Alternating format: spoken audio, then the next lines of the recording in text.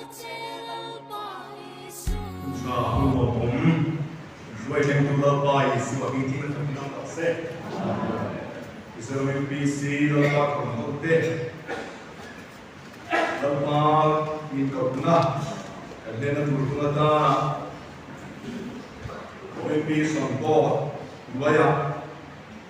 เนปาลฟิลเอ็นโกตูฟิลพาสเตอร์จะตัววันละมั่งไงอะ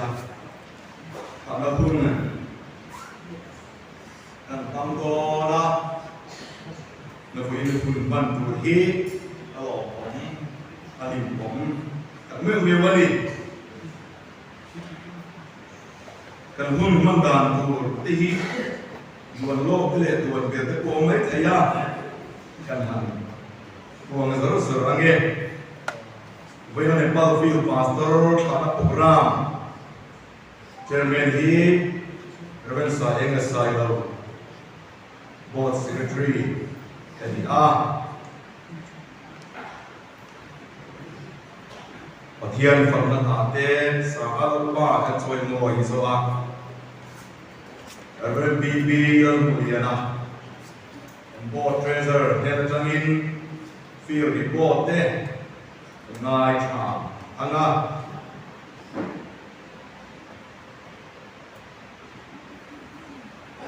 จุดส่วนส่วนผู้สวยกันที่ไอ้ตะกี้เราสุกันไปเสียอยู่ตัวตัวบ้าเด็กเขาฟังแล้วมันไม่ยากเวลากันฉาบดูวันนี้คุณกันห้องอันน่ะจุดส่วนส่วนประเทศพัฒนาสังคมคุณเอาเงินผู้ดีกี่ดัลมาฝั่งนั้นนาสกุลยันเราเอาสิ่งอะไรในชั้นเดียวกันทำกันเอาเวลุนทำไมอะมารุสูโปรแกรมเตะสุดท้ายเราเตะเรียบางอินอันนี้กันนั่นจะเอาเดี๋ยวว่าดินน้ำมันมาโอ้กันเขาเลยถึงพวกกันนี่เราบินตัวมันเสร็จละอินโปรแกรมอาคารกันเสียเลี้ยงเราว่ากันหุ่นบินทั้งสัตว์บุรินเรเวนดีละดิ้งเลียนะAngel Masons, Home Masons, Secretary, Masalama, Somdonia, Yan Trung Trai Wa, Tekan Dayan Na, Kan Missionary Pualin Thok Te, Kan Lang Thok Mo Ang, Thopera Fui Nan Tut Sa Se Turin Reverend Thang Lian Sa, General Superintendent Dia, General Masons Board, Foreign Masons Board, here, Chairman. Ani bok ani introduction ko te dei lo kila cha ange Voina Nepal field pastor kan tha tu ti ko ke wadal mang aya lo ding sila chu bi chung te ma thoi ko pa tu liap deu lo ka te kan ko mali suan ko mai lo ding ko sila cha ange Omen, se, ani hi lo pante da tranga yensa, ania, sandi da batum, software kan son biya da istiga oma, ati ati tranga da diyan rin ani, in sayha siha kan kita, kuwa niya bangin, sundet ama toy om dumay may po, duty ni den niya bangin, lo tira thay lo ani. Alomin kan tigaw tok mayanga hey boya hian pa ko ho te tam kan in so lam lo ba pati ko ho de mal so ma kan tong ma ko ibia ki la ma hian mun tho ta kan ni lo ba tual so in khom that kwa leng lo vek ti kan bia bangin zang ta kan in so kan ngam lo ba lai din that ko bia ki hi kan han nge na chu bang chuman Kalau nghe tu kan du, po aswal kui tak meu kan hanin so mali, kan pastor pensioner ko tele, Voina pastor lokal so tu tu ko ain lo ding sena change, pensioner tele, ome แต่เทียนดีอาญาปกรองตับตัดกันในกลางจุ่มส่วนเรากระตุ้มทั้งตัดปกรองกากินนนทากันสิเดียร์พาสโตร์กันเป็นสุนัขเตะคุณตัดกันจังอินลายมันปันโคมากินพาสโตร์รวมตัดเตะ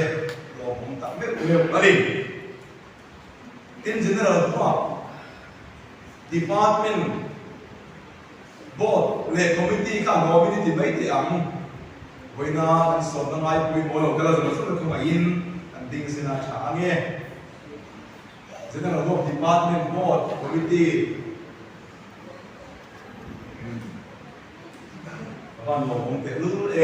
ko hong ta me kan so yang khan cần về cha tiền về cha tập tất rồi làm gì cả anh tầm đấy bây giờ bây giờ cái quân man từ ngay quê một mà nó sẽ cần quân ma tiền những số đồ cần đó vào in để cần in xôm tầm năm rồi ba cần xôm tiền để lo cần shop thì in giá chứ mà cần làm tập mới mới bơi đi bình cái kia foreign mission bình khác cũng làm buổi buổi tu tên gì mà foreign mission bột mình bảo cái khác cái tâm lên bảoว่าkhông phải in anh tính để đó để ăn ôm xe tôi cũng từng chú lần tiền để chiếm quang đưa viên cần nhưng mà tôi đã tính toán thấp ba để được to kia ra in general office thuộc tu tê thì ăn để hàng câu như là cái ăn tìm bốc cái nội dung không phải in tính lúc kia trả nghe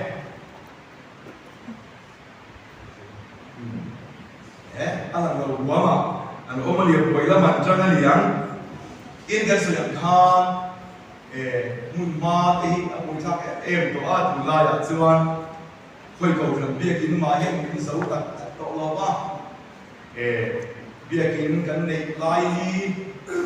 mun ma cha để việc in thế mà cái lên tầm nó từ tiêu in thật tuan sum của nó hậu tê cái hàng tiền chốn cái anh in phật takin việc in mình ăn mặn tì ra chứ mấy việc lắm mà vấn đề khom bà na ăn tiếng quý in tụt thế hậu tập tiếp và thật chút trafficking lắm bằng cái bôi đèn traffic lai những buổi quý thế em sẽ là cái chuyện xuân điện thật tuân chung của nó hậu thế chứ mà cái lòng tập miêu anh đi rồi phải ôm anh đi xuân cần hậu tu tên cái nào saya lihat saya tidak naik kita acaranya, ama sabarin kan missionary thana program, tiang ni nak dibuat setuin, home mission, department secretary, rental dia nak, so mange.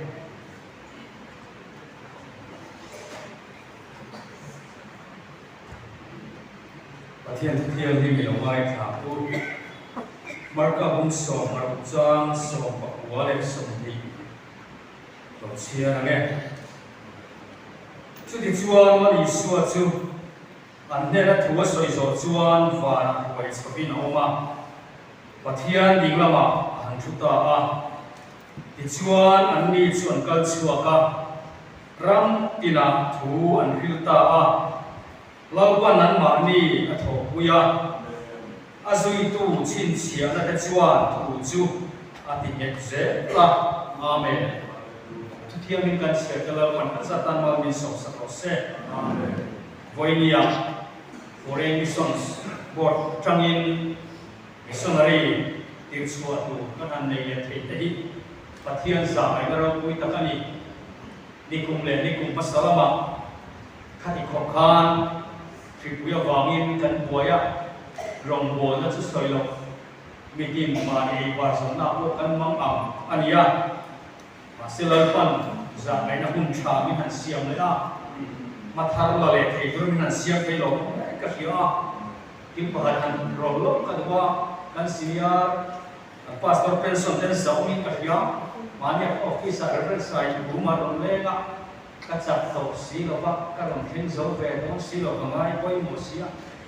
ei te hi tho lo ka ko nang se o ati poi ye tho lo ta ko bi min thon wang ko ani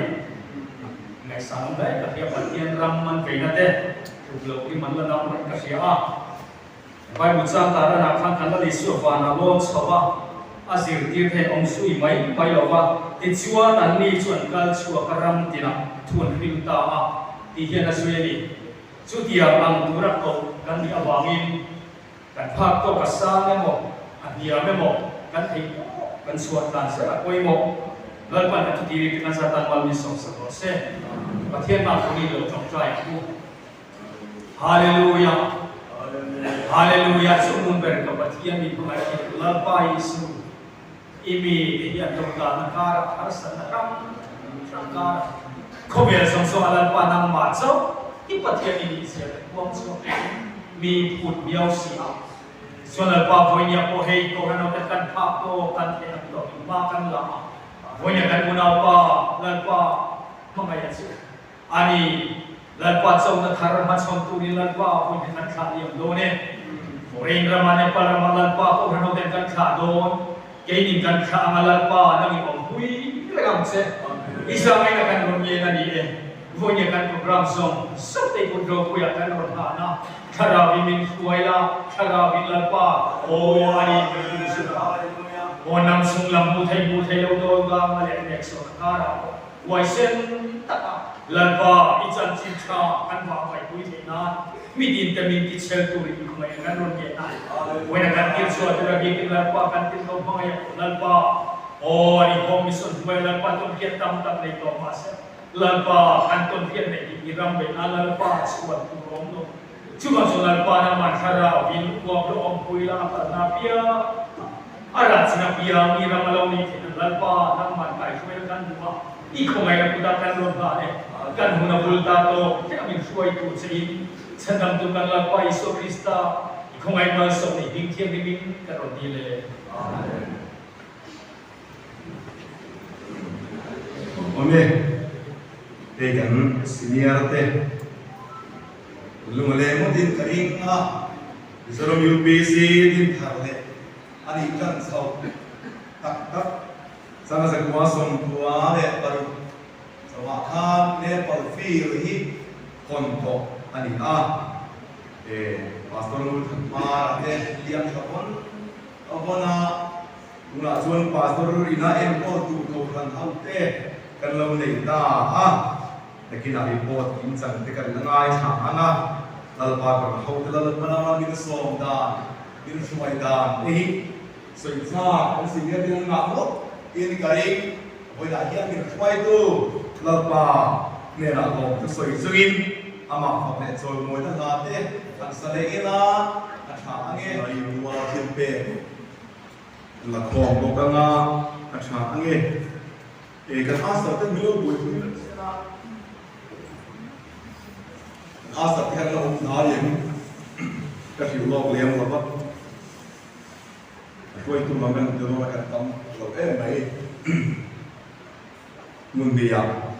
มีโลโก้ภาษากันนะวันนี้นะเฮียเนี่ยพอเราฟีลเรามากันเฟซบุ๊กโดนอันนี้เราบาร์โบตูริน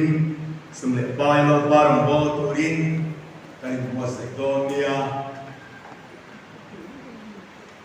อาสับที่เขาไม่เราดูไม่สนใจเงี้ยมันมีส่วนช่วยทุกการติดต่อและการทำเราเรียบไปอ่ะอินสอมเราไม่ยังเงี้ยอาสับปลีเราดูสนใจเงี้ยเรากระเมฆมั้งเดี๋ยวมาปักขัดที่เราบอกปักสักกุลาอันนี้เดี๋ยวมาปักขัดkan modaliki tiang rasa turin so manga wala hian dal param chu zia te mi thla sungin ki kan fe so ta tu la bang le mai kan una pa kan no bol kui hi rang takin khilam pan khian an liam thavon bon do ni wala hian nepal thenge turin thin pe kan pe do ni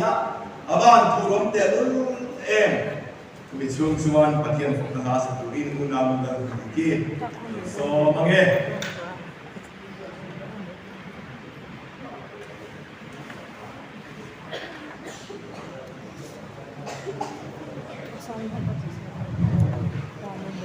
lalpai suara rinan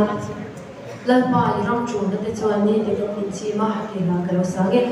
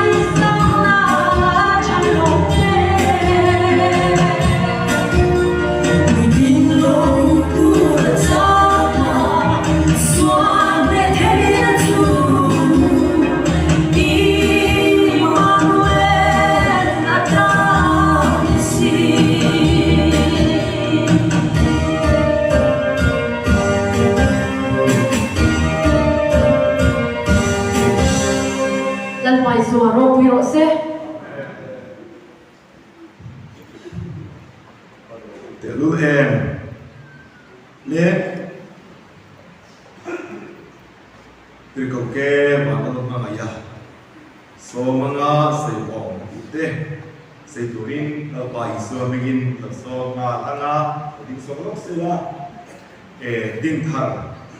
tuan sung mission department ten thil pe la nan duwa kan som ma thut tange en duwa man din ka sia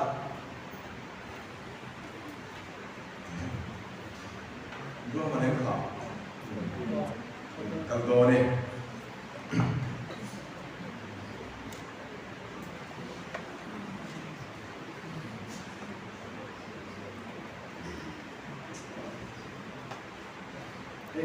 kan soi lo kama kan ko tuten mai ko mo khok le ya kan pai committee kan ko kan mai man ba emergency in bai dia kan ko tuten ma ka bangin lu mania kan siar ko ta ge ko ke ban lo pa ya pathian ko na cha ni ko misori ka ko hi misoi kan mai ko chen dilan tir la Kami minta kau kan bisa sepadan suam. Ya kita pergi dapat suam kan tanah je. Kan pathian isu Krista chen kan berbagai ngapi se. Setelah harabu samtam tak sekam peturin kai hoi cerok se. Amin. Minta kau kan bisa sepadan ye dapat suam kan tanah.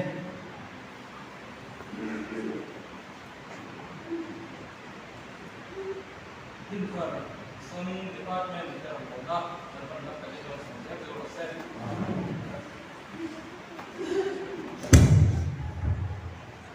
Abing fakle toy moi thi tura. In koi kom tu kanlan pai so Krista. Abing fakinam proses. Zirtok ni kan general office joining report peturin kakala. Ijon kan superintendent alo omrem chan alo bangin general kan secretary Mission Foreign Mission Board kan secretary dibok Voinia kan chairman dibok nemen kan inform ta Voinia kan kunman tu te soi chuakin soi chau tum lo turania intisa so bang chon soi chau kala tum don wa Voinia min silda di to a he Voinia min sil le ko ga so bang chon soi chau ka tum lo ba minit som ni som thu mai rei ka chu a soi chi lo tum chu ti kha ka sia ani ti kha kan sai ma sa du ni Thì chuan hei Voinia kalom mea chu ti rolin helai mun karon khenga hei kalung lecture hen kalung tileng hal em ringot mea kum sam ni le som pali khan voluntary missionary in kaswaga ti chuan sam ni le som paria akan voluntary missionary kani chu to pa ti khan kum li ka kai kom ha le kun ren kha lai sia dal pa om pui na le amal som na ka dong na sa Ema, hey, Voinia, Pastor LS, Pastor Liansanga, American Hua, ani tehi ko ubi ngoi Voinia, go hotia bul ka kan tira ka sobel tian nia, ka fel lo na ka that lo na, so tula soi tula shan yang in karinga, ani te pon Voin te min ron tel kui tehi ka lo ba, ti chuanin ka tir ko kui ka rong bon kui te, at hey, in ron lang ti ka sia, ka lo mea General Department of Way to Chin, Kagan Chairman in Long Putan, so it have India Helai local some in Hena, Kalalpa is so Chris coming in Long to say Zeta, the Hagan say Masadua. It's okay, Mapua program in Kanate, General Foreign Mission Board in it and was say there, Kalom Mea, Kakal Natur Hun and Kitian in Kashia, Nepal House and Chin Hit, she had an AVA. Sim suan mai an nei a khukri an ti a an khukri chu an khoi to ani chuan thi sen suan vela pa ya an khung le to mai lo ti hi ka sia chu chuan thu bon be ni ka kal na tur hun te an sia khan to bon siam ro kri he mai min fu mu le kon mai se chi lo ni hi te ka ti de wa ka ba kala ga khukri lo khoi pon to chuan anin ve bi ka ai ve to do na chu ma chen vo India he eng ro tak maya min khana hun an bo se te hi kalom tak se se ta ti chuan voluntary ka om pha kun li ani a e ka bing te hi in muanga ne mo tir ko ke ban lan mo ngai chule in ti ga in voi khat bu na le chia ta po ka ni me thai a om na tu ke pon tir ko ke ban lan mo ngai ya ka ni ti ka thai hin chi na go hatia ko ma e pastor le sa na sia na so cha pu te min te be lan ma ti ya Ijon bihara kunga hi prema itu ini pastor prem ini pastor kalau di lautan itu udara dia จู่บางจนติดเก่าเก็บบ้านนั้นต้องไอ้ที่อันนี้ครับผมไม่อะพาสเตอร์เบรนนี่ติดชิ้นละบางอินนางนี่คนมินเหล่าแค่เหล่านี่คนละโอ้ไม่เห็นหรอกก็เป็นชิ้นเหล่าเจ็บต่อดูไอ้หุ่นกับมันนี่โดนนี่ก็เสียให้ไปเนี่ยก็เรารู้แต่บิฮาร์กุมารโอมนั่นดูระคอยดูเต้นอันพ่อใหม่ก็เล่นดูสักนั่นเด้ปะเทียนพ่อใหม่ก็แต่จังอินเนปาลฟิลพาสเตอร์ตูรินके इंटरव्यू पे आ कि जो मिनन लबेता बिहार कुंगा को न दूर नि बेतरे मया लेक्ट्रान को मुझे कलु मले के तिखा बिहार कुंगा को मा अरे लो इन खोम छिंगन दिया दिन थरबिया इन करो नु थुत सु बानर को काय ताय मोटी में दूर नि अरे पे के ते मैं दिन था को नन तेल पामल सोन इन दोंग न सदे में इसम फिल इन वन सोन सब छिन जिया के दियाดิฉันเองก็ถึงไอ้อัตรงที่อาไปอัตรงที่อ่อนเดียวกันเราที่ไม่เทียเสียหาพวกกันอีกมาที่แต่ตรงที่อ่อนซาตัวดิฉันนี่มิสฟิลตาก็หันลุกเลยบุกเนี่ยก็ปลดตันด้วยไม่นี่ชื่อวางชื่อนี่อินทูกหลบไล่ก็ถึงไงเราอันที่แต่ค่ะไอ้นี่เจอนี่กันเราเกี่ยวชินดานั่นนี่บางทีอะไรทักแต่ถ้ามีเราเที่ยวสักครั้งกุมสามนี่เลยส่งเฮียบิฮาระคริสต์มาสกันพม่าดิฉันกันอูน้ำไม่เห็นกันเสียเห็นฉะนั้นรุ่นละทัดผมเนี่ยบันดาลอันสามเมมเบอร์ในMMCเราอาเศร้านั้นเพราะว่ารวยเนี่ยนั้นรุ่นที่ท่าเกนี่เศร้าในเรากันที่เสียกันอินโซนเสียเห็นกันเบกอินโซนเสียเห็นคริสต์มาสโปรแกรมมันรุ่นน้องเบียกันที่รวยนั้นเบียทุกเสียเสียทันทีเราสิแล้วว่าอันนี้ล่ะลิงไม่ก็เสียดิฉันทุกตาช่วงนี้กันถกตู้วันเลี้ยงดิเสียเห็นนี่พาสปอร์ตบอกกันเอาดินเทก็ชมทะเลแบบอุ้มพอดีอ่ะที่เงี้ยเรียนโอ้จะโดนการเอาดินเทก็ชมจุ๊บวันนี้ให้เบี้ยที่ทันเบี้ยอินก็รู้ตากับหูตาโดนการเอาดินเทก็ชมจุ๊บเล็กจ้าที่เราดีเราเบี้ยวันนี้บิฮาร์กับสันตาพุทธกังไงอันนี้คนมีไงโดนที่กษียณก็โชว์มิงเชลเราไม่เทียให้อาลาช่วยชีกันอยู่กับพี่มาที่มาสลับมาเรากันเลยไงนี่โดนบิฮาร์จังหวัดMLA ขันผมเซมินโฟร์พิเศษถูกครับแล้วมาจันจิงชาอินจงใจหน้าบางดีกันเลยพวงไปวันนี้จนเมมเบอร์ตั้งตะกันในตัววันนี้ให้ก็ช่วยสลับมาเสกันง่ายเลยกันนี่มูเลยเนี่ยโดนตีกันเสียจู่ๆอันนี้ก็เราขาดด่านพวกนี้เชียร์ถูกมันเชียร์เจ้ามันเชียร์ที่ตัวคุณอะไรรู้จุดกันนี่คนมีเราเสียบุละกันคอยดูเด็กเนปาลก็มากันโดนกอร์ขาในที่เป็นในชิ้นชักอันนี้จู่บางช่วงนี้ก็เราเลี้ยงเด็กแค่เงี้ยมันก็สุดที่เราจู่บางจะไปนั่งดินถัดเบี้ยกินก็ชุดสวยเหี้ยสวยตบนะแต่พวกอันนี้ไม่ใช่กับบางอินให้จินตนาการสุพรรณจันทร์เด็กไอ้นี่เฟียงพักนี่เรามาเสียดีไปในสองเสียเต็มนี่อันนี้จะเราลาตาอันนั้นเราไม่เป็นไปได้คุณก็เราไม่ได้แต่เดี๋ยวนี้คนอินเชียเชียมันเป็นอะไรแต่ไม่เป็นนี่ประเทศทุกเชียงนี่กันเชียอะไรกอรินทนที่บุงสามสองพันนี้จะมีกันเชียร์อะไรภาษาหน้าก็ติดต่อไม่ตอนนี้คริสต์มาสไม่นั่นส่วนมินตีรู้ยันนี่เฮ็ดที่ยานก็ไม่ตัวมีทรงส่งที่ไอ้มีปักขัดที่ยาจู่วางมีทรงส่วนที่ยันนี่ดินอันหนึ่งแต่ส่วนมานิตาอันหนึ่งตัวหรือว่าอันที่ไอ้ที่เขาเรียกตันส่วนอันหนึ่งตัวโซ่กระตูรินอันนี้มีทรงส่งที่ไอ้อันที่นี่อันที่ยังกันเชื่อที่เราเป็นกันซาตันมันมีสองสักเซ่อันท้ายข้อมังจีเดียวเรียนรู้สึกตัวว่าอาจารย์จะพูดเรื่องการเรียนแต่เดี๋ยวว่าเป็นชาวบ้านแห่ไม่เอาเริ่มแต่ประคัดนะบุ้งส่งภาษารีกันเชื่อชวนฟิลิสเตียนจะอินดาวตูรินันอินปวดซาอันอินกงโคมาจุดได้รับชุมสกุลมุนาเดนบุ้งโคมาที่จุดเอฟิสเดมีมุนาเดนจันอันปกตาอันอินปวดเห็นตาที่จุดนั้นโซนอะไรอิสราเอลสิไปเด็กคนฟิลิสเตียนเราดูเลยตัวชวนอินเซมดารินเอล่ามุนาจันอันโลโคเห็นตาการบังเลจ้าบังอินเอปันนี่อันลายอันรัวมาออกมาอันจังเฮ้ไม่เองที่การเล่กันรีคุตนะเองที่การเล่กันไปชุดตั้งตีนร้านนู้นในที่นั้นองค์กริงตัวสองเซนิกสวยต้นก็ตีค่ะไอ้การเซ็นเตอร์เรียนอินเตอร์วิวนะบิบิกันตัดชิ้นที่นี่ว่าชิ้นเราเวมิตีจุดที่จ้างขัดได้เสียก็จ้างปีน่าจุดอย่างจุดนี้วินเดียก็ตีครับจนอะไรเดี๋ยวโดนกันเสียจู่บางจนก็หันไกลตัวยังดิครับโถจนกระดิ่ง ที่ชวนอินดาวตูจนนั้นปวดใจตามาเซอิสราเอลเป็นอันเบสเซลล์ลุกตั้งไม่ยันหูเขามาเบยดูร้านยังไงไล่กันกัดความมีโกลิอาท่ามีอย่างนั้นตุตรงรุกเล็กข้าเพื่อเราดิ้งสวบตาฟิลิสเตียสิไปติดตานอิสราเอลจะเจ้าตะครับไม่อิสราเอลเป็นอันเราต้องสมตุนดานเนี่ยไอ้มิลกันอันนี้จะหูเขาเป็นอันที่ยังหูเขาเป็นอินเบย์เลยไม่ดูร้านไม่ไล่กันมีมาลีนั่นเจ้าตะครับไว้เมียกันอิสราเอลละมันกันอินคำสวบละมินเดอันนี้ชวนนินก็มีแต่ในฟิลิสเตียสิไปส่งอินสระอันนู้นต่างกันเดอันนี้เราชวนกันสระอินองเวอังปีส่งนักฉันดูองค์หลักตักไม่มีบริยาท่านนั่นเป็นตาที่ฮะในที่สมุเอลประคัตนะบุ้งส่งภาษาดีจางส่งประคัตนั้นกันเชื่อชวนลันโซเลอิสราเอลสิไปเดิน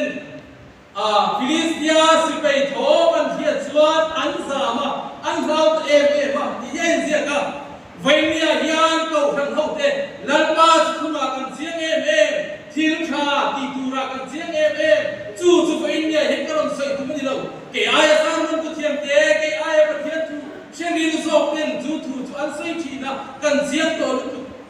อิสราเอลสิไปเทียนบริยาธาฮิอันมุทัยเราอันนี้เลยเด้องนั้นเชื่อเราเพราะนี่เราฟิลิสเตียมีมูลอันมุทัยเรื่องอันปังเสียเห็นนั้นองเวริงอักลบงปนชีอาบริยาธาไปตุยานมาเซอันนั้นตัดเราตูมาอันสวกเราไว้เนี่ยเห็นไอ้นี่พวกกันนี่เราหัวบาถ้าเราลงบนทางกันทองมุกไล่เนี่ยสีขอบโพอีกันเต็มไล่เห็นฉะนั้นหัวมันโอ้อิสราเอลทุกคนหัวเขาไปอันเราถูกป่ะมาเซอันรินเราตัดไม่เห็นนี่มาเจ้าอันเราตัวเกนี่พวกกันนู่นนะเฮียนริงตูมุนกันโซนะทุกคงมีกันนี่นะฮิอภัยโมไล่เป็นเสียจุดเกย์มาเนี่ยกันไม่ถูกนั่นนี่จันจินชักหินแล้วก็ว่าจู่นี่กันสวยชอบเสียเลยก็ส่งกันท้ายผมเจ็บตัวที่ชวนดาวิดาฮิอาปาอินยูที่ปฐุมก็อินดงนะบุญอันโอเมปกันละโซเดบเปล่าอันสิไปสามของกุมเฮล่ะพวกมุติขัลตีบเปล่าอาทิตย์ที่ชวนดาวิดาอินดงนะบุญละมาชนกันเวตานิสมลีเตไม่ฮิตุดินบริยาธาจุดอิสราเอลสิไปจุดคุมาอาจว่าตูมาอันช่างมันเลยมาสดาวิดาจุดนับกันละบริยาธาเอาทองทุเชียจูนเซตันเรามีจุดเงี้ยบริยาสิไปหงเตลปาสิไปเด็กที่เนี่ยบอกว่าจะลมเลยอันนี้ดาวิดาฮิตว่าทิ้งลุงนั่นดาวิดาเฮียเองที่เนี่ยบอกมินจะลมเลยอันนี้เราลันปาสิไปเด็กจุงนุ่งเบลสิไปเองที่เนี่ยอันจะลมเลยอันนี้ไว้เนี่ยเห็นจุดเลยทิ้งลุงกันตัวจุนอินกชิดาวน้ำตูดเตลันปาตานักเก็บเองน้ำตูดเตเฮียเกมานีวิชิงเตเกมานีเทนน้ำปังเตนิโรบินลันปันจูนาทบตูละมินขันตัวบางจบจวนกันตีตูนั่นนี่กันในมันในเราลำพังตัวเราลันปันมินขันเมียวบางอินกันตีตูกันตัวกตาอันนี้ดาวิดาจนจู่เจียงอิสราเอลกับประเทศน้ำขันกันตีเมียวบางอินอิสราเอลตัววัวเขานะจู่ลันปันวัวเขานะอันนี้เสียบางอินดาวิดาเฮียนอามาเราคุยนั่นเก็บเป็นทุกเรื่องเราว่าสิไปทำตักอิสราเอลสิไปทำตักที่นั่นที่งอมเราอธิชันจู่ลันปาเราคุยนะลันปาวัวเขาเฮียดาวที่นั่นนี่จู่ว่าจู่ลันปาวัวเขาเราคุยอิสราเอลตานลันปาตานดิ้งชัวคุยเห็นอะไรจ้าสิไปยังไว้เนี่ยว่าเฮียนก็เราสิ่งตัวบ่อยตัวนี้ตัวนี้เสียงอุ้งต้อยเป็นอาหารไทยพวกมันจะดูเสียเกี่ยกันเป็นงาร่องบนเราคุณพวกเรานี่เสียตีตูที่ข้ากันเชียร์กันอีกตัวค่ะมิสันปัจจัยกันในซาตัวชุ่มกันเชียร์กันชุ่มกว่าอินมิสันปัจจัยเป็กตัวนี้ที่โอ้ยกันเชื่อไม่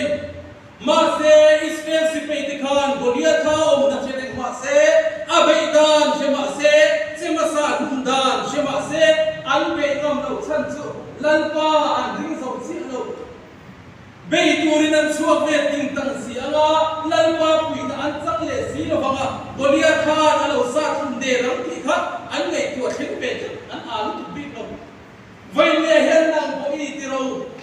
มิสันฟิลตันเตรัมคิมรงโบนันติยานเทโตปัสุเลไปนี่หมดตรงใจนั่นจะบอก in lante in bek so te kamal so to na ani zia in shia mas in han ti don china kami aya in lei the kami in bek lo so e chumi a chon he sumikal so se ti kha om theya lan pan wal so na in abu ma to te we don lo che in si no ba chu ba chon har china lo Israel se pe ti po hi lan pan abu don ni ti se chiang sila Davida ka ngai lo pe chu ka chúng em chỉ chúng lên ba đồng bột na cán thổ dần trên sản phẩm kiếm đồng ba xin đất na cán thổ à thế hiền cán thổ lông thổ tê cán bạc rất bê song song tê cán trồng trai nó song song tê lên bắt sáng mal chỉ đi sẽ là chuan tu mà in bạc rất kinh lâu các ông lo tu mà in bạc rất bê lâu các ông lo mà xe cán đi thấy lâu chân chữ lên pan mà là sầu mà là em cán chung của lên pan mà là sầu nó bị bê lệ mà là em cán xe lâu Davida ero chân chung zong zong sa thei gida vainia hian lan pan din pui mo adin pui la mo lan pa arin na hi achat ta chu bang chuan apakala to zom in kan se ne lan so lan om pho a pe a kal pui thei lo ki ko pa ka se be ka nia ka lo se ka ni ke pui chu ti chuan in dau tu chuan ke a pen chu ta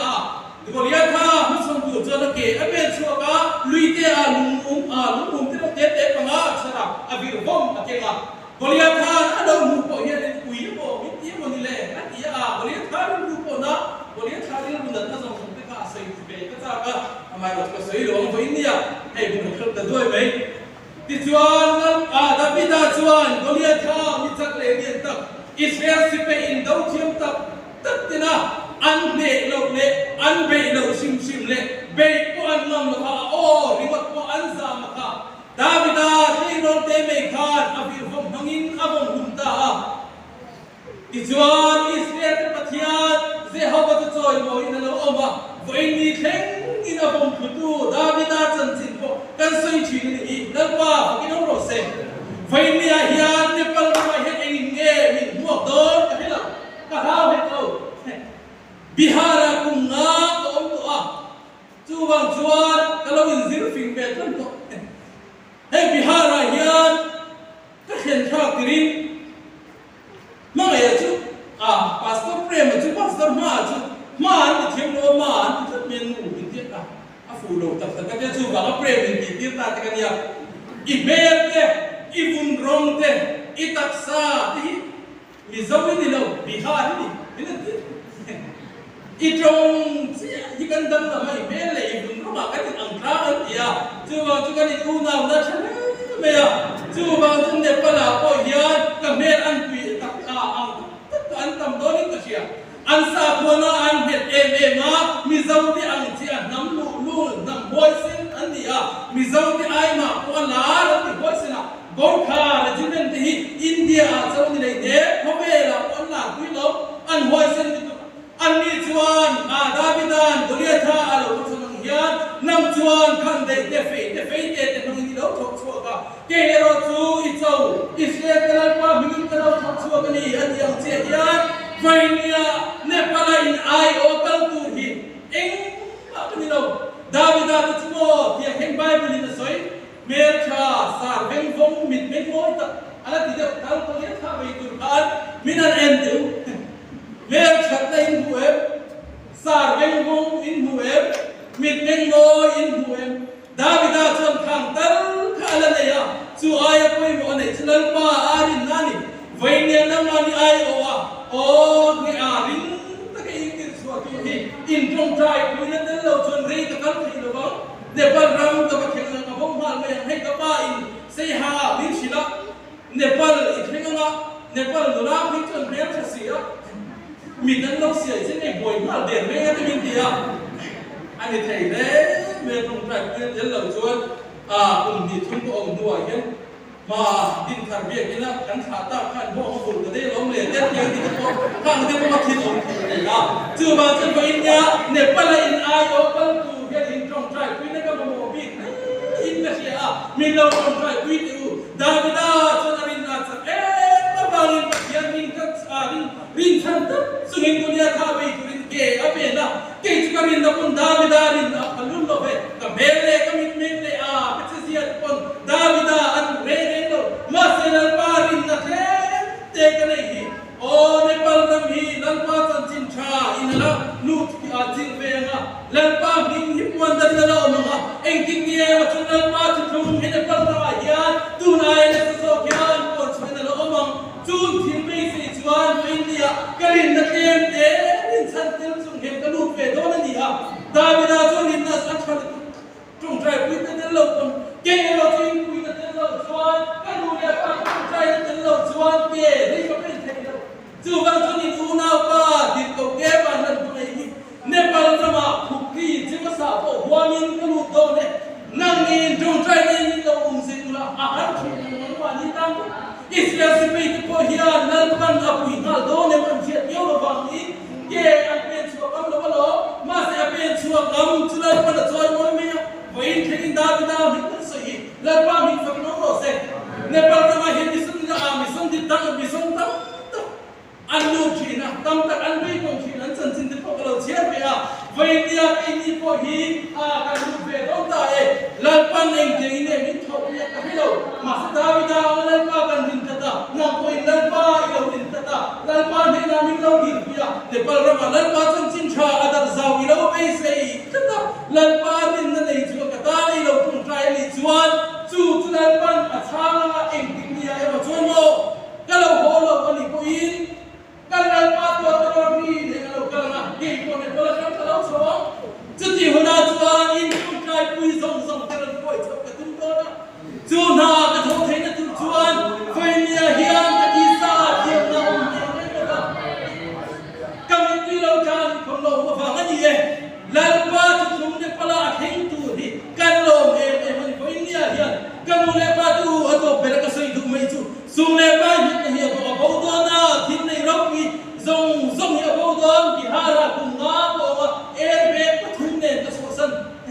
nei eng ma ko nei lo pi mai ko ta ta ro ve no ka boy game lo ko be thira ti hian ka nei mo nei lo mo ka du ber me chular ma chang chin cha kong hi ni a chu khin ung chu ne pala ko he ku chun zum se do na o ko he sum le bai hu ta hi ra la na ko be thin hu ta hi ra do vai nia kan puan le kan a chi thu thum hu ta hi la thiam se do na chu ba chu ni vai nia ko kan ho te akan thin lum a tharin zau suwa ung som ni pali a ko na ni kan se ye zau som pa chuan tin lal pa rong bo ni thalo o mang ing khia chuan vai nia hin tu rong nge in bo don khang me ro li ra lai kha tu ten arong an bo chin pathian ti khang e in lo ram amar ho pathian kha keile kachum te ro hi zongin lalpa romani kan bo doni atia lalpa fakin mo se chu thin mun chu fain ya hela hu kan khom khom khom ta he thari na keile kachum te ro hi zongin lalpa romani kan bo doni tia venia kinglo tak chu soi te hi akhai kho na chuan keile kachum te ro hi zongin lalpa romani kan bo doni ti hi man chu thin lung chui lo thak thei na le in trong trai na min lo sia tenga o Nepal rama lal pa tu thum ro pui tak me kon ta lo om te na kan ti ri te tok te a doi te me kha lal pan gan za ta mal min som se pro se mun chu che ku da kan nge ama thare mrem vele zawat lo han pe ka warde wan so ying me thagan mo film zo ani along om me wa lung le tha le a lai ram te ko hau ti na bangin sun bole bariat han kat man du the ni hoi tum ko ka kal to a ko su lo ma de min ti rai ko som ni pakhat la ting lo mani ke mi sun ari ngai khan ni tong thiam sa hindi thiam sa na kar do na thang mon tha thì tung thì ring sa cái bộ thì tung cái gì à alo thì nó thấy đâu đấy mình sẽ tạm sam tạm đấy cái này thôi mình không đủ số mất là em bảo ba thì đây thì mà vào nó là thì thấy đấy là bảo ni à tú là chúng tạm sam sau cái đầu đủ ta thì bộ là cái này đó sam dễ lắm ngày cha các bạnขับผมđầu tiên lúc lên phụ nữ thu cái nào cha anh à cái chân là super chân đen board chairman di book reverend thang di sa lalpa iswa begin the somang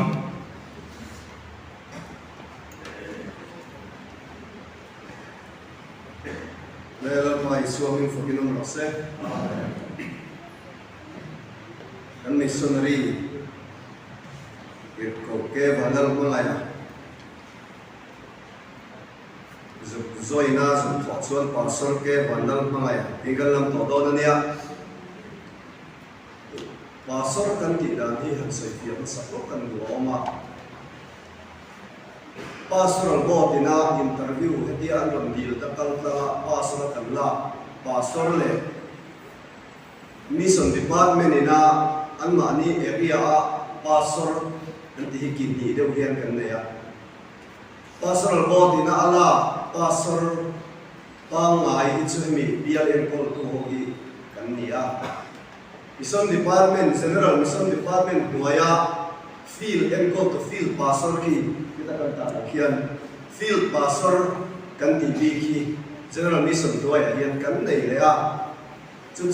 full time pastor thoban nia new pension scheme nuaya thokni in engkim kha full time anga perfect ani MR bill kan tiam chi te khang am song song full time pastor te chan mo ang tho khan akal ve fika chu tiang ang si ma mi chu hoi na mi hi ani do na field pastor ni in Nepal ain kol don ani a ama kan ko na pot ke ko ke wanal mangaya tingan ko manga pastor ke wanal mangaya tin ke mani area chuan kan lo in ko don ani tikha kan soi masalwani missionary kan thasi masna twibe ola na niam alo mo le kelia chairman pe ba khak kan di UPC style he de rim maya angai nom boka alo mom ketile maya kan seidwa Nepal fila hian amma saper in Mizoram UPC ya Reverend Muthan para lu to a ni chuga Kathmandu a omin thum bor ve lo zo thoka chu min nuwa chuan Mizoram atanga han pa chu in tir tak khian an ok tamang lowa an ma ni ram mi le sa te in ring chawin te khan kan kala ni puma khan o kumina pasur santara ya lo bor ta ka chuan e kan zero treasure hi azukala chuta tang chuan imani ramatang bo tu in kirkha khi atul mangeo ikaron hona chuan foreign mission board nan ngai to a advertisement kan han chua deal to me paru vel kan nei kara balak na ngai hila lo ni ta a lo thu takin bot point nan la a kan la fu point kan in khia azukala nga rombo na loting tak kan nei tu ra ngai hila a tho me Fui na thu ania kanin anan pathian thu Exodus bungli chang ni hi kan siar anga una kan missionary kan thame kina aron siar le aron soiten ko khan kan khat tho ni do ni kan fui na thu thu hi Exodus bungli chang dia tin lang pa chuan de na ip kutami kha enge ni tia ani chuan tiang ya di mai kha iputami kha enge ni i khani sala tir ko de thil ti bung sari kha kan siar lenga chang som ti pania ten mau sia chu ai kupta ramami te fil na som an zil tira athua le athil tia aro kui e ma kha ni boxela Kasiar cewanga kasai tamdon lo Korin thon ni nabung so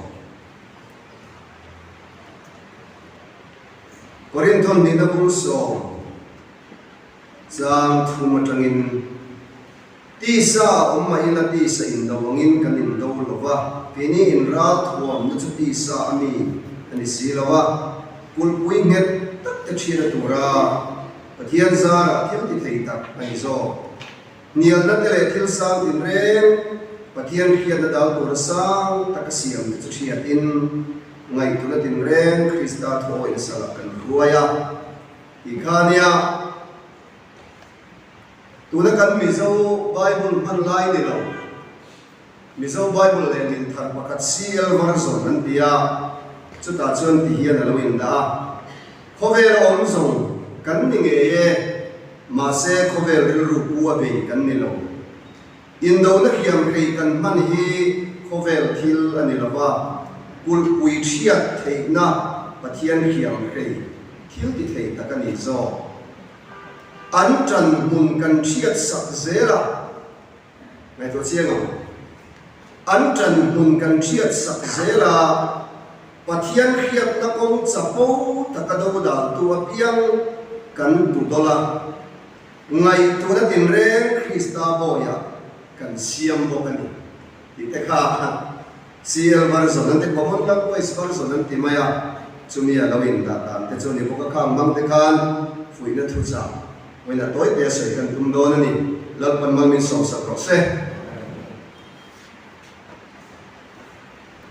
ke walam mangai hi kami khiat chian tu kan ni lawa kan lein ko mi alawin ka ke boka alim thei le am ti ka rin tok mai fila ama mo po ya khem te chu vak nei lo alar te loi nei lo anu oi fiu chin yan ka ya chu nun chu ne pala yan zu nei reng se ti ta kan fui ma salwa ti sa thil ma mo hi ron soi vak lo se la kan missionary kan thok khat lai a trong khan por tar ma mo enge ma mo hi kan ma kan tu te ven o ti chang kan ya enge ma mo nge nge ka chu ong thom ni corona ne ta an in report na tam ber tu ra ka ngai chu trong trai puyen ma mo thu le chu min da khu set kan nei don chulai a chang ram kan nei do corona ten min lo trong trai pui te u ti thom te ron ri tam se la kan ni kan missionary ta la ka hian kan be sei lian emani ti hi walam ma yan khreng sela a tha in ka hia thara waro man bo la raman sem khom chuan ama mo thil da mi zanga sui so e cha chiang in ka hia thara bo ra turan sem khom na chang frit sa sui nu ho in thu ra yo a sem khom nam report ong mang sila frit mai dei asak deu thi zo ania ti sama mo quarter mo hi chu thara bora turan sing khom nei na king tel do na ni ki kha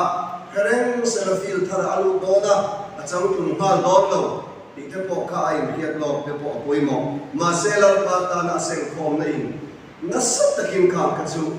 zui na omang ti hi kan ri ruwa lo om sala te wa dal ma ya por khareng sala poi mo ka tia chu kan cha wani tinga dang le chuan ko khan dang kan ti lo ka min lo thiam sela ko khan dang hian direct evangelism hian kan pui ve mang lawa kan ti to pala one three sir na den so khola an ni chuan eng mo acho cha an zu tin sa Mizoram UPC chon direct evangelism kan pui to ma khem lung oi thei na sung kan nei lo chan chin cha chiang ma min kam su be se la thil da la kho sung le pai eng mo thorang do a ni kan som kho ni at lo lo ni ka sei do a lang pa chan chin cha mang chia in ram su be ya lang pa za ra sim khom kan be se ka tani tim chu ti ro chu mi pui la pui lo khei la ka du chu aliam kha cha wa ke walam ma mai ram la to em di thom mi ram ir ni a so so ni thum po ram la lo ni sela kan boy nom lo ala khun kan ma dom lan pa sa ra nu la po Cambodia la nun ki mi oma ti ngai na lo ri lo sikula te lo a sikula kan English a se tira angin Cambodia to lo se tir thuma sikul no pang ho ne la pathian pakhat azir tir nam de tran chau tu na hian ramla te ka sala la ta ka ni ri na Nepal te so Cambodia ai so lo he ta ne mai the ya chu ti chung chuan an lu tha umaram la rum tur po hian kan be sei don lem no ril ru get chet sot ron pu sela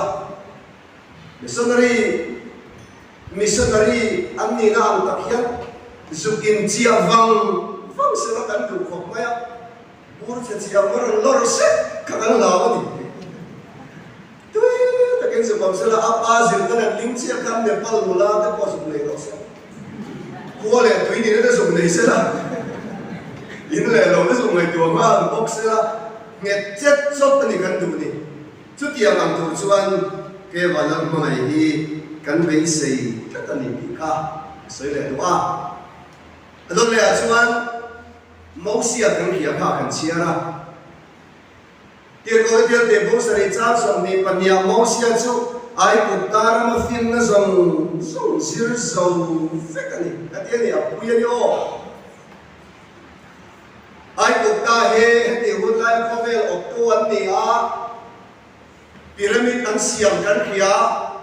an pyramid te mi hing ruang toi thei lo an siam dan technique zong zong ko vel ya ala chu thiam lo re renga chu ti hun zong zong ai ko tar ma fin na zong zong ka mau sia ya azir zo fakari cho le lai chuan Israel fa te ai ko ta bo ya ta roi chu tu ra lang pa na rong ko khan abahan phana sa te lu le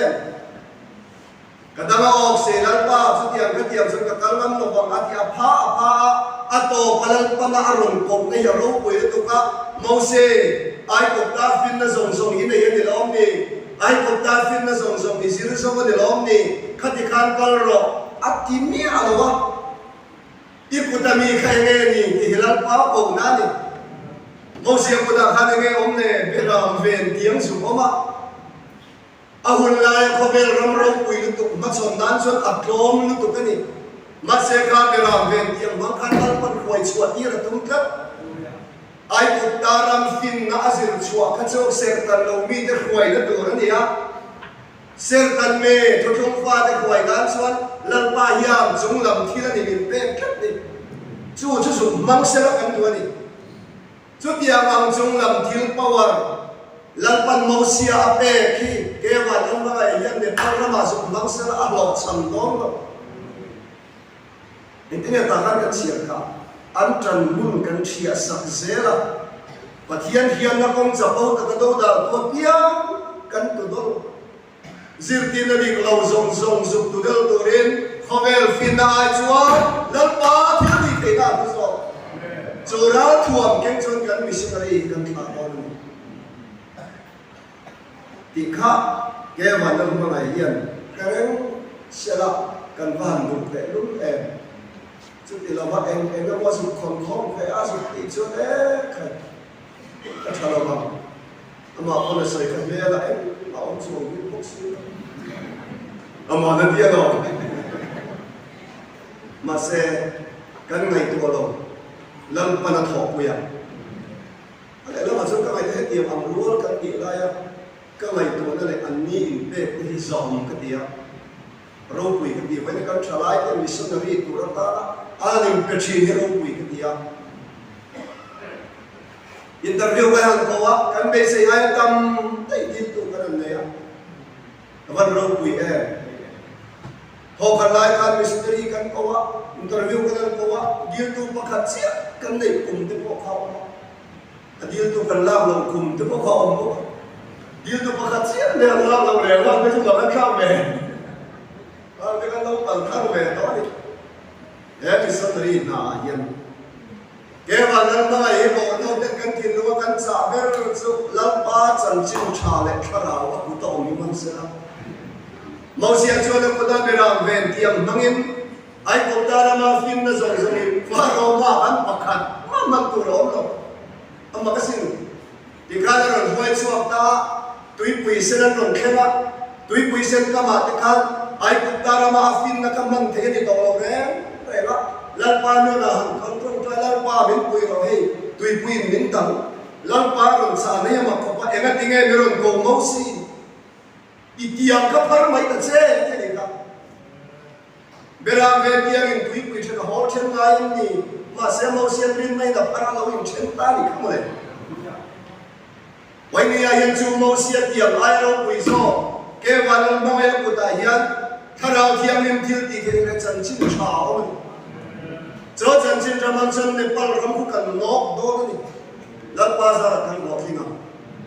chu chu kan bil ruwa reng sila oi mo kawan ti te lu le ti kha bi sila adop le chuan ti sa mai la ti sa in do wangin kan in do lo ti kha mi zo ba do le ni thara chuan khove lo om zo kan ni nge ya ma se khove ril ru pu a be kan ni lo chang li ya ke ni ra thuam mu ta ti sa mi ni lo ba kul pui nge tak ka chen tu ra thian zar thil ti thei ka ni zo ti kha sial war zo na chuan in no na hiam re kan ma ni khove thil ni lo ba kul pui chiat thei na ba thian chiam re ni zo nian na te thil sang tin re pathian khian da tur sa ta ka an siam he chi ti hian ni oi mi tem pathian dik tak an khiat thei lo na tur ta na bum na zir te na chau tre te hian ni a cho me chiat tur chon lal para thuam hangin kan ti chuak che ni hian en tin soi an tan mun kan chiat sak ze la hallelujah he one ne se ti ne chan chin tra fam kim kan shel chen min do na tan mun zong zong kan khiat sak ze la kan chiat sak ze la pathian khiat na kong chapo ta ka do da tu piang kan tu dol don chu dia tor chuan kan missionary he kan tir chuak che ni hovel thila engemo tu ren kan tir lo lan pa ta thong de ta kuama khorama kwan lan pa za na ne kwan zar ta tu ren la ni suam bing kan tir chuak che ni a kan lo trong trai pu re bok dong che ni en te he chan chin trai yang thil ya van ti thei te lu em ta ro don dai la ba po kha engemo kan ke ti be te po kan ti a lalpan athu yen te na chanin kriya pathian zara fa in ni khen in lalpan mi thar min pe phong lena baptist ko kan sung ko kan member panga tu gen zing an lo lu ro pui em thuam puya ko member panga mi thar kan nei nimina champaya presbyterian pachal debate kal kalai suamina thuthung lo mu an pastor ke lo puya ni suami baptisma chantira he chan chin cha hian ramala don he chan chin cha hian ne na chan don hallelujah kan thu shin chin chan chin cha hi dam lo dam nam man ruat te suk niam le ro pui sin te ka sri chin na boy ne kan si go aw ko chung lo van nei ke lu nim dam le mi ro chin ro pui sin ren chung lo ko ta ya yi so mi ma baptist ma chang dam lo dam an van dam to te lu te in ne vet kan pa san ten sei do se sei tu dam ta kan nei ko ran dam zong zong baptist ma in chang tin na chang in dam lo dam sei tu hi chiat nei pe lo ke ne chu kan chat chu thel hilali so mi khiat pui kan nia lo mo le dam lo an dam kan saran dam ra wan do man ko ma wai yu tho se ra wan camping kan na ya upakhezo ran ta speaker ni baptist marom bol na kin ka ma mi za le so le pangai ka mi za khan cham alo chin sia na chan za le so le pakasi ma ka mi som riat pangai in kha au thiam ni man to he chan chin cha hi khovel thi na lo lal pa ram thi na ni ka khovel in chu chan ne ngai la ba khovel thiam na in chu chan ne ngai la ba a keng to kan te ni kan ken a thil le ni ka Davida te ni point Davida ke lalpa min kha baliya thar be lo again to kan ro pui kan ti lo kan thil ken ken khome la be kan ti ni so choral thuam ken chuan ke ma dam ho ya chi khama lalpa zara ang bol kal tam hian lalpa chap ring to ko kan thata lalpa min be kan be se do na sung le thar lo yin le ma mo song song ke thil da lo kal se la lalpa Yesu Krista ma tu le khala lalpa ma tu sem khom tu ren vai ni ai ko to ken kan ai vai kan ti ran kha soi tu ka mai ma se ka du to ka i thin lu ngau rek se la ka du chu khovel ra thuam mangin ram kan be be thiam lo khiam na le fit na le sam na anu lu ma se ram la na chan lal pa che ta lai arong bo to in lal pa kan ti lo ma chul lal pa ma mo ne trong trai na nu ne ro su bo la lal pa za in lo sam hau lo bang ti kan be se ya kan lo trong trai puyen se ko ram group kan nei lo in tharung su kan missionary te wai ni a chumi chu kan to bo min lo trong trai pui te u te hi ron ti thi nam chu in thong kan lo kia kan trong trai pui chu an nuam ve ni an ma ya ko chu ni ron ti reng se lo ko kan group ba chu tiam chan wai ni rong bo ta kan nei chu tiam chu kan chan se ni min lo trong trai pui se te u lo ti ma kan lo trong trai pui an chu lan pa za ra ram sen khom ta thok tu lan pura ti chakam te kan ve se ni chu tiam tu chuan ke ban dal ma ya fu na tan se ya il dang ta fui tu ram la ma se pathian thua em mai na amam lo lalpa thil ti thei na karau thiam in thil ti he la chan chin cha I ku ta om kha I ku ta mi kha ge ni e lo ro phong ren turin kan sa se ni lalpan kan sa tan ni so se thiam ne na tu ta ne hallelujah oh hallelujah lalpa kan thir ko ge wa lam ma mai Nepal ramai orang buat tu kan lam dia suap ta lalpa nangin thok yang se haleluya ama kal kang hian lalpa I ram nang man ti saura amen haleluya ram re thei ve tak tania hovel thil ro pui na po lalpa nei lo ve tak tak te pon nia ma ma se va lalfa ni turin arong bo na kal kang hian mi kan tak ne na mi su sa hallelujah amen hallelujah amen hallelujah lalpa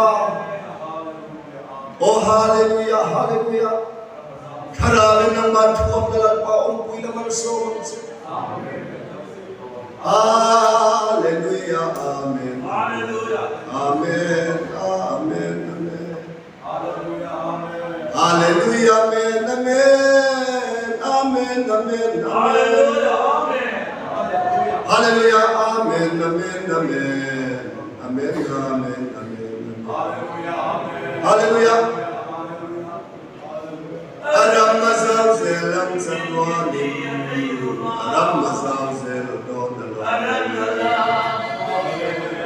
leala lindo masela aram mazal zel aram mazal zel hallelujah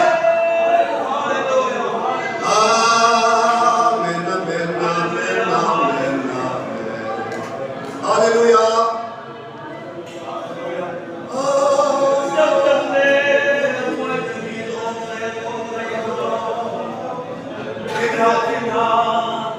amen